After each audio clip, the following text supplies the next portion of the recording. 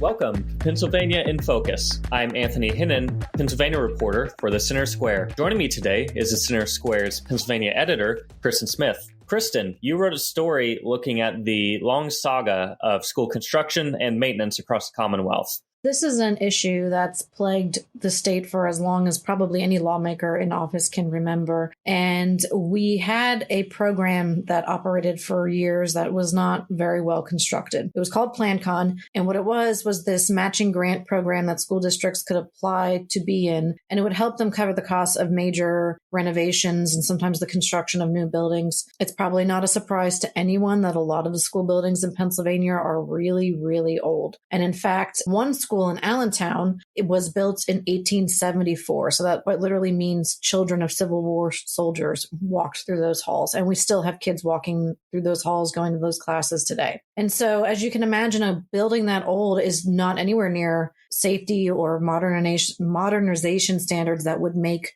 education easy, if even comfortable. I mean, you're talking no AC, undrinkable water. There's a high school in Philadelphia that doesn't have bathroom stalls.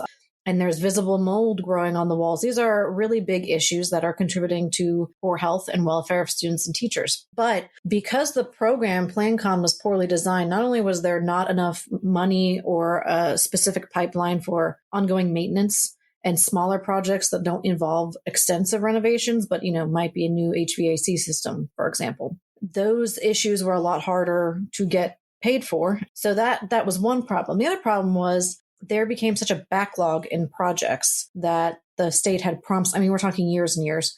The state had promised to fund these, but they didn't have the money. They couldn't sustain it. So they were over-promising, under-delivering. PlanCon, the backlog was officially cleared a few years ago, cost billions, I think $1.7 billion at the time to do it. And we've kind of done nothing since. We have a PlanCon 2.0 that exists, but has never been funded. Well, that's what Representative Peter Schweyer wants to do now. He's a Democrat from Allentown, and he wants to let's do PlanCon 2.0, but let's have a specific program for this ongoing maintenance so that these schools, they could build new, they could renovate, or they could just update their systems and their facilities so that kids actually have a place to go to the bathroom, for example, during the day.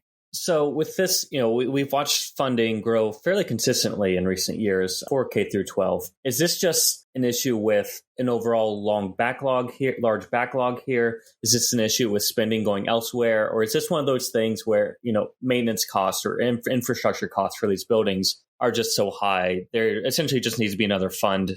I think infrastructure costs are at the heart of it. They're very high. So, for example, supporters of a program like this argue that there's probably $15 billion to $20 billion worth of projects just in this maintenance piece that need to be addressed. And it's probably an undercount of what's truly out there. And the problem is because of having to devote state and local dollars to other important things like actual staffing and curriculum and the other things that are so important for kids at school, there just hasn't been a ton left over for these maintenance projects. There's things that just get kicked down the road because they have to prioritize. And it's a really hard decision to make when you've got mold on the walls, but you don't have enough textbooks and, so many of the problems that school districts have faced. That being said, there is an argument that the state should have done this a long time ago, that they should have had a better running program to help cover these costs. They have a role in fair and adequate education funding. In fact, there was a lawsuit recently that determined that our funding system is not constitutional. This maintenance piece is a big part of it. But that being said, we don't know exactly how much Democrats want to invest in this particular program.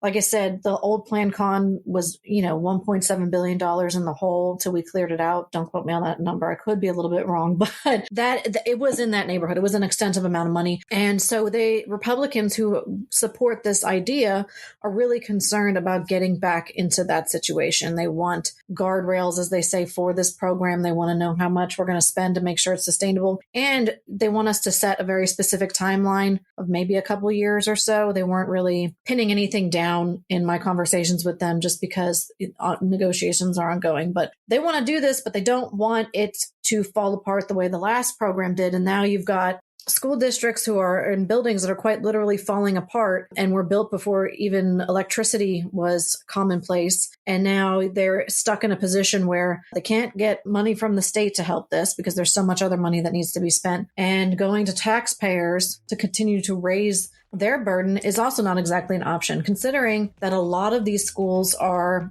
in districts that are economically disadvantaged, whether they're very rural and they have problems with their tax base in that way, or they're very urban and crowded and have socioeconomic disadvantages that make it hard to increase the tax burden. Listeners can keep up with this story and more at thecentersquare.com. For Kristen Smith, this is Anthony Hinnon. Please subscribe, and thanks for listening.